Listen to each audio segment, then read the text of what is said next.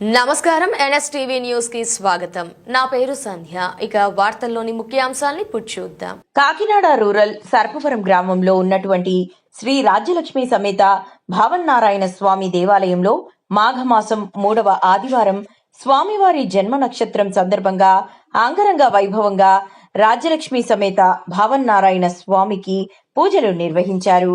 ఈ సందర్భంగా ఆలయ ఈవో రాపాక శ్రీనివాసు మాట్లాడుతూ తెల్లవారుజాము నుండి భక్తులు వేలాది సంఖ్యలో పాల్గొంటున్నారని, దర్శనానికి వచ్చిన భక్తులకు ఎటువంటి ఇబ్బంది లేకుండా మార్గమధ్యలో పాలు, నీళ్లు, బిస్కెట్ ప్యాకెట్లు అందజేయడం జరుగుతుందని, అదేవిధంగా దాతల సహకారంతో ముత్యాల సతీష్ గారి సహకారంతో మధ్యాహ్నం 20,000 మంది భక్తులకు అన్నదానం చేయటం కూడా జరిగిందని తెలియజేశారు.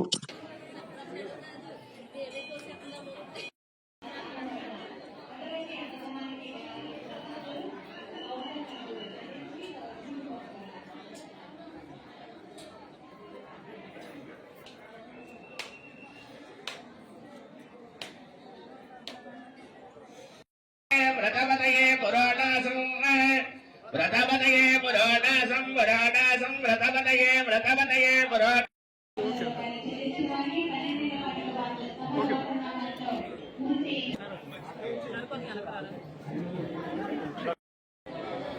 Okay ready sir smile okay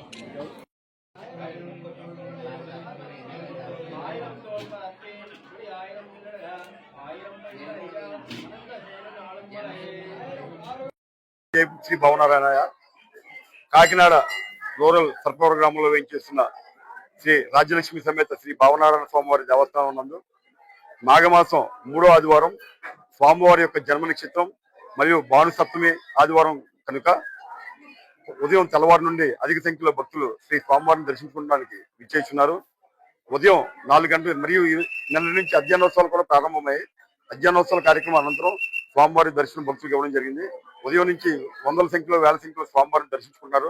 వారికి ఏ విధమైన ఇబ్బంది లేకుండా స్థానిక శాసనసభ్యులు శ్రీ పంతో నానాజీ గారి వారి సహకారంతో శ్రీయుత దేవాదాయ శాఖ కమిషనర్ వారి యొక్క ఆదేశాల మేరకు మా ప్రాంతీయ సమితి కమిషనర్ DCDO గారు మా డిపార్ట్మెంట్ లో ఉన్నతాధికారుల ఆదేశాల మేరకు భక్తులకు ఎటువంటి ఇబ్బందులు కలగకుండా క్యూ లైన్ లో ప్రత్యేకమైన ఏర్పాట్లు చేయడం జరిగింది. క్యూ లైన్ లో ఉచిత దర్శనం 50 రూపాయలు, 100 రూపాయలు, 500 రూపాయలు ఎవరికి అనుకూలంగా వారు వెళ్లే విధంగా దర్శనం ఏర్పాటు చేస్తాం. దర్శనానికి వచ్చేటువంటి భక్తులకు ఏ విధంగా ఇబ్బంది లేకుండా మార్గ మధ్యలో మంచినీరు, పాలు, బిస్కెట్లు అన్ని ఏర్పాటు చేయడం అనేది. మధ్యాహ్నం కూడా సుమారు దాతల సహకారంతో ముత్యాల సతీష్ గారు వారి ఆర్థిక సహకారంతో సుమారుగా 20,000 మందికి అన్నదాన కార్యక్రమం కూడా చేపట్టడం జరుగుతుంది. కావున 50 మంది భక్తులు ఈ రోజు స్వామివారి జన్మ నక్షత్రం సందర్భంగా స్వామివారిని దర్శించుకొని ధరించి స్వామివారి ఆశీస్సులు పొందవలసిందిగా కోరుతున్నాం. శ్రీ భావనారాయణ స్వామి నమో నమః. అష్టోశతంలోకే మమ క్షేత్రాన్ని నారద తేషాం సపమృక్షేత్రే యవమాత్రాధికం బలం భావనారాయణ శ్రీమాన్ ఆరూఢ పదగేశ్వర ఆవిర్భవమనయే నారదాయ మహాత్మనే శ్రీమద్ అఖిలాండుకుని బ్రహ్మనాయకుడైనటువంటి జగత్ కళ్యాణ చక్రవర్తి అయిన శ్రీ భావనారాయణ స్వామి వారు ఈ మాఘమాసంలో వెలిసినట్టుగా స్థల పురాణం. మాఘమాసంతో కూడిన మగ నక్షత్రం కూడినటువంటి సూర్యుడు మగ నక్షత్రంలో సంచరిస్తున్న సమయాన్ని ఉత్తరాయణ పొందిన కాలంగా ఈ మాఘమాసంలో విష్ణు ఆరాధన అలాగే సూర్య ఆరాధన విశిష్టంగా చెప్పబడింది. అట్లాగే ఈ మాఘమాసంలో వచ్చే 4 ఆదివారాలు కూడా విశిష్టంగా ఆరాధన చేయడం వల్ల ఆరోగ్య ప్రాప్తి, భావ సంకల్పము నెరవేర్తాయని స్వామి యొక్క స్థల పురాణం. అట్లానే ఈ యొక్క ఆలయం దర్శించడం ద్వారా 108 ఆలయం దర్శించిన స్థల విశిష్టత కంటే అధికమైన ఫలాన్ని ఇస్తారు స్వామివారు. అంటే స్వామివారి క్షేత్ర మహత్యంలో ఉంది యవమాత్రాధికం అధిక ఫలం. అంటే 108 వైష్ణవ క్షేత్ర దర్శించిన ఫలితం కన్నా అంటే ఆవగించంత ఫలితాన్ని స్వామి ఎక్కువ ఇస్తాడట. అందరూ కూడా కోరుకునేది అటువంటిదే కదా. ఎటువంటి ఫలితం కన్నా కొంచెం ఫలితం ఎక్కువ కావాలని కోరుకుంటారు స్వామి అందరూ కూడా. అది అధిక ఫలాన్ని మన భావనాన్ని ఇస్తుంటారు అన్నమాట. కాబట్టి ఈ యొక్క ఆలయాన్ని దర్శించి ఈ యొక్క 4 ఆదివారాలు కూడా స్వామివారి దర్శనం చేసుకుని ఈ రోజు 3వ ఆదివారం అంటే స్వామివారి గరుడ వాహనం అంటే ఇక్కడ వైకుంఠంలో స్వామివారు గరుడ వాహనమే ఉంటారట.